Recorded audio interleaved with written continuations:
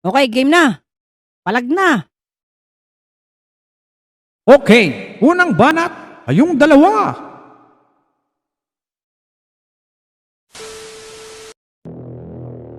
Yo, what's up? Kayo pala aming kalaban, mga mukhang paa at mga kalyon na talampakan. Oo nga. Hoy, ikaw naman, Taguro, wag masyadong makulit.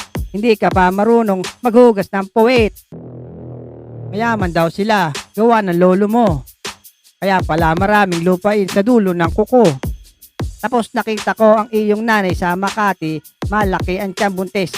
Nagtuturo ng karate. Ito naman, nakita ko ang tatay mo, trabaho niya ay tanod. Nagbabantay sa ilog, tapos biglang inanod. Bakit kasi ganyan kapangit lang yung muka?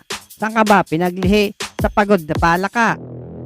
Wag na nga kayo masyado dyang mayabang. Ulam nyo naman kasi palaging ginisa na sa lagubang. Hoy, payat na Taguro, huwag ka nga dito mag-emote. Trabaho mo naglalako ng sirang remote. Di kayo mananalo sa amin kahit sa anong laban, kaya umuwi na lang kayo sa ang galing planeta na kalawakan.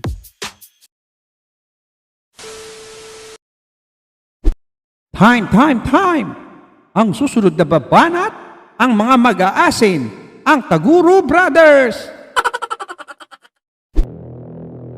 Ikaw namang kulot na may kasamang busarga ang ilong.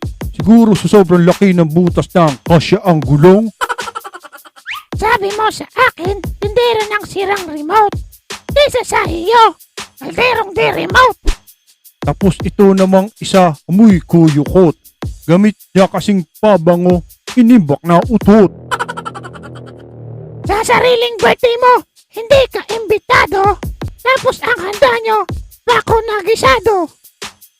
Kala ko ba, matapong to? Mukhang 3 ubo na lang mawawala na to. Teka, hindi ako kasali. Ikaw nga si Bogart, huwag ka ngang maangas. Nakita ko pit mo lagi na may halas. Ito namang si Kulot.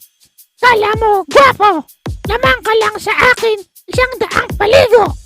Sa pagtulog sa bubong ay hindi ka hirap.